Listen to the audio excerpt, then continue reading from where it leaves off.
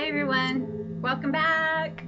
It's me, Erica Delta, and today I'm going to make a video about breathing, because we all need to learn how to breathe, right? You all are doing a great job out there breathing. These are just some breathing exercises that I do in my own spiritual practice, and I wanted to share them with you today. I'm not by any means a breathing specialist or been certified, so enter at your own will to this video. I just wanted to share some exercises that I do in my own spiritual practice that incorporated with healthy eating, regular exercises, routine massage and body work, doing my own spiritual readings and practices that I do help keep you grounded and centered in the craziness of life, keep you tapped into that authentic version of you when shit hits the fan, so to speak. Because we all do really good when we're out there on our meditation pillows or in big healing circles with like-minded people. We're just like, yeah, raw spirituality, it's so fun and wonderful. However, when we step away from those arenas and we're back in real life, and you get that email that you didn't want, that phone call, visit from the neighbor, life happens. The bathtub overflows, whatever. That may look like. These tools and exercises help you get through the day-to-day stuff, because it's all fine and dandy when you're on that meditation pillow, but the real lessons are when real life is facing you. It's like, okay, how do I handle this and not lose sight of my spiritual self? How do I stand in the space of love and not fear when I'm confronted with challenges? So these 5 exercises that we're going to do today, I do them. They come from my spiritual backpack. I've gotten them from yoga classes that I've been to, books that I've read, videos that I've watched. One that we're going to be doing here today, I don't know if you guys know Patrick San Francisco, lightmovement.com. He's like awesome. I love his work. He's way funny. And I think one of these breathing techniques I got from one of his meditations. So I've just kind of put them all together because I get all this stuff over my own journey. I put it all together and incorporate and make my own little routines. And I encourage you all to do that too. This video may work for you, it may not. If it doesn't, delete it, don't watch it again. And if it does, grab what you need from it and put it into your own spiritual backpack. That's what it's all about. Because we get all this information in 2015 from all different directions. So you just kind of grab what works for you, what helps keep you authentic and balanced.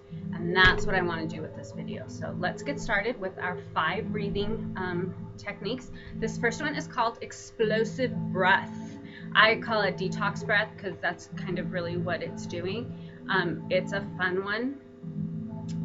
You can do it in the AM. You can do it when you're feeling sluggish, late afternoon, or if you're in a food coma, laying on the couch, wondering why you had that second piece of chocolate cake.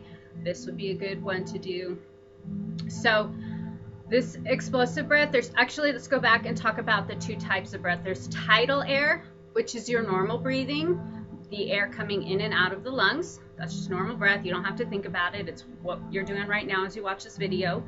And the second breath is residual air. And residual air is the air left over in the lungs after you've exhaled, so that your lungs don't collapse. Now, how smart is the human body to know how to do that, right? Amazing. So residual air is what we're tapping into with this exercise. Okay, so I'm going to put my hands down. I'll probably do it once by myself, and then you guys can do it with me. We can do a second one together. I don't know. We'll just see what happens. So my hands down by my side. I'm going to take a deep breath in, and my hand here is going to monitor when I stop breathing and do part 2 to this exercise.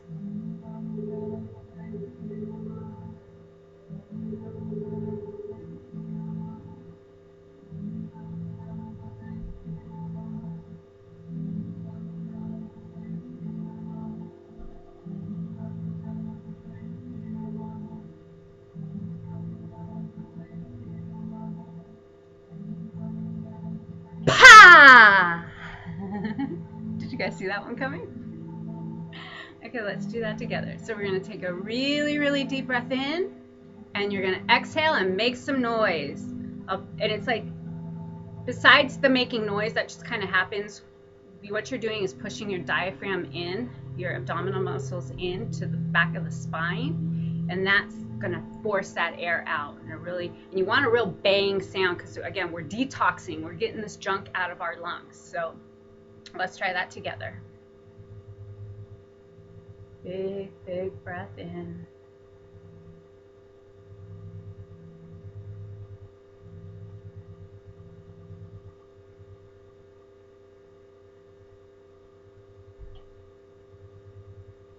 Pa!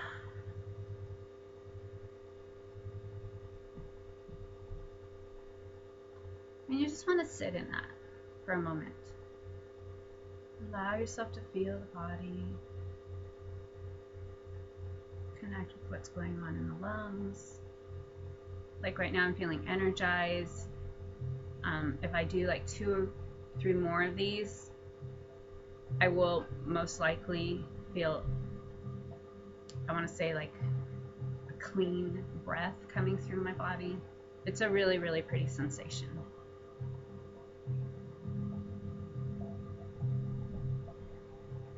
Okay, so that is explosive breath detox. Again, it's great to do in the AM. However, if there's somebody in your bed, you might want to warn them, because, you know, at 5 o'clock in the morning, a big pa might not be so nice to the person laying next to you. So that's a fun one to do. My next one is a cathartic breath. I call it the moaning and groaning breath. Now, if you've ever been feverish or not felt good, had a headache, and just not feeling good, having an off day, you naturally want to moan and groan. It's not just a sound that we made up at 2 years old to get our way. Moaning and groaning is the body's natural way to heal itself. And the body releases stress when you make those sounds, the moaning and groaning sounds. So the next time you're not feeling good, if you feel that desire to moan and groan, go with it and watch how your body will respond to that in a really positive way. This is not to be confused with just whining, you know, all the time because this didn't go right or that didn't go right. You know, that's not what we're talking about here either. But every once in a while, I know I've never had a lot of fevers in my lifetime, but the times that I've had really bad fevers, like, I know that I've just naturally felt this urge to just kind of groan it out. And you always feel better afterwards. You'll see, because we're going to do this one together again. So I'll do the first one by myself, and then you guys can join me. So a deep breath in.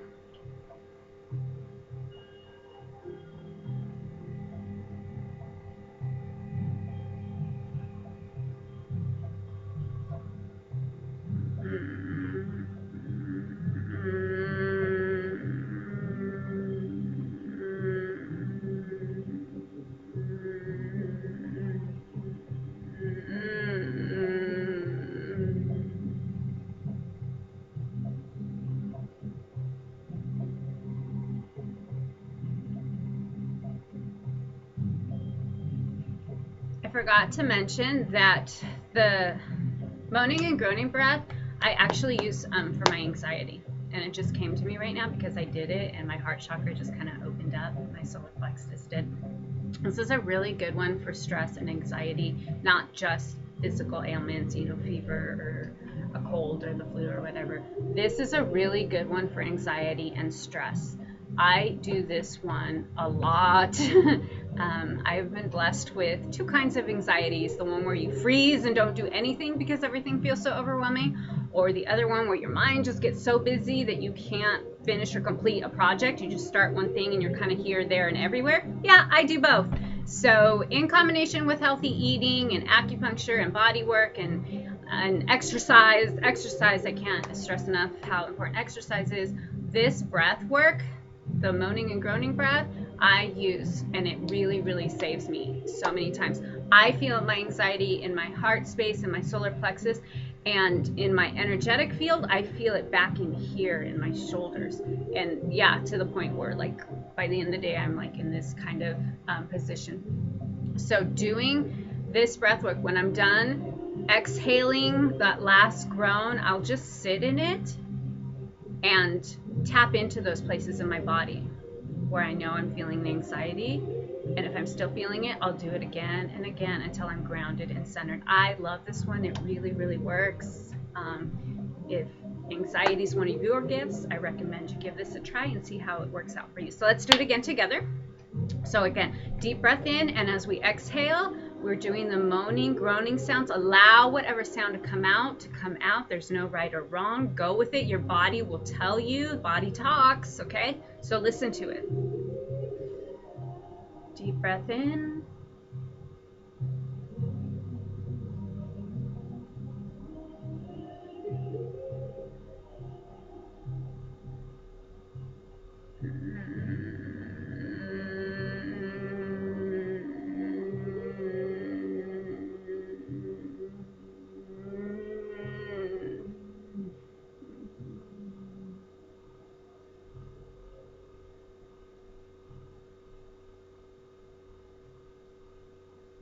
Always after you do a breath, whichever one you choose, you want to just sit in your body for a moment. Allow that energy to flow. Check in. Like right now, I just kind of felt this weight lifted off my shoulders with that one. That was a yummy one. I like that one. Okay, so rapid shallow breathing is a really good energizing one. Again, this is great late in the afternoon when you're feeling sluggish. For those of you who practice yoga, this is also known as fire breath. The way we're going to do it now isn't like how you do in Kundalini yoga. So fire breathing is when you exhale out, you're expanding your abdominal, and when you inhale, you're pushing the abdominal in. 72,000 nerve endings in the abdominal area. So this rapid shallow breathing is a really nice abdominal massage. Wake up those nerves. It's really cool. So again, I don't know if you can see me because of the angle of my camera, but my hands are on my stomach. If you don't know how to do rapid breathing, I suggest putting your hands on your abdominal area. And when you're exhaling out, you're pushing your hands out. And when you inhale, you're feeling your hands go back inside. So it's a good way to guide yourself. Okay. So fire breath is just, but that's yoga. That's something different. What we're going to be doing today is more like a dog panting, okay? And this is a really good one, again, to energize yourself. Great abdominal massage. I like to do this one in combination with another one that we're gonna do in a minute. I like to do them in combination, again, just to energize, just to wake things up. I can't explain it any better. This is an energizing breath work, okay? So here we go.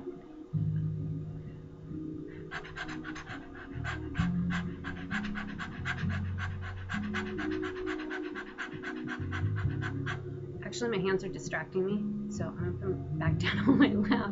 Let's try that again.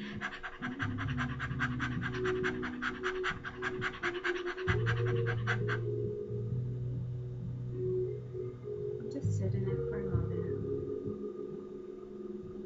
When I'm cold, I like to do this one because it really warms everything up. So if you're not into fire breath, yoga, breathing type of techniques, I don't recommend doing this one for more than 10 or 15 seconds because you will get lightheaded. But as you continue to do it, you want to make sure that you're always sitting up straight. If you're in a chair, your feet are flat on the ground or sitting cross-legged. I don't know that I've ever done this one standing up because, again, you can get lightheaded in this one. But you want to have your back straight, shoulders down, your chin tucked a little bit. That'll help you not get dizzy. Chin tucked slightly will help you not get dizzy because it kind of elongates the back of the neck. So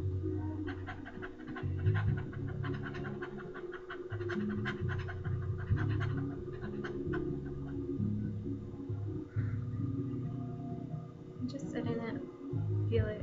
I just feel like this rush of energy, just center my body. It's an awesome one, really, really fun, energizing one.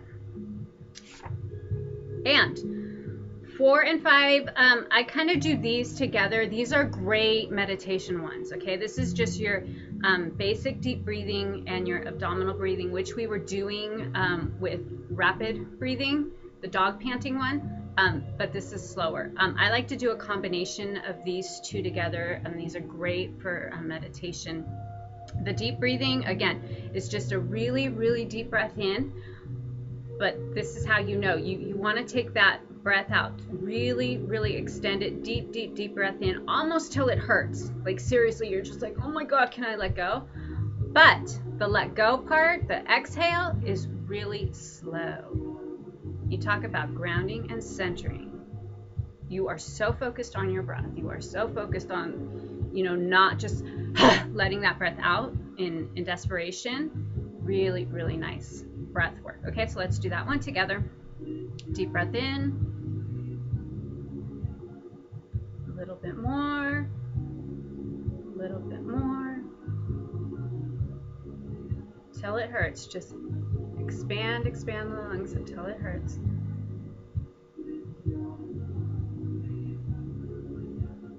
And slowly release. Slowly. And just sit there in that breath. How did that feel? Pretty awesome. That's a really, really good one. So deep, deep, deep breath in, and a really slow, controlled release. That, opens the crown chakra, opens it all up, and really, really beautiful, powerful. That breath for me is when I get downloads from the divine. Really, really powerful breath. The abdominal breath is the way babies breathe, and we all actually do that breathing until we come into society and get all crazy about our abdominal space, and then that's when we take the breathing up to the lungs. But the body was designed to breathe from the diaphragm. So if you've ever seen a baby breathing, their little tummy just goes in and out, really slow. I'm actually doing it too fast right now.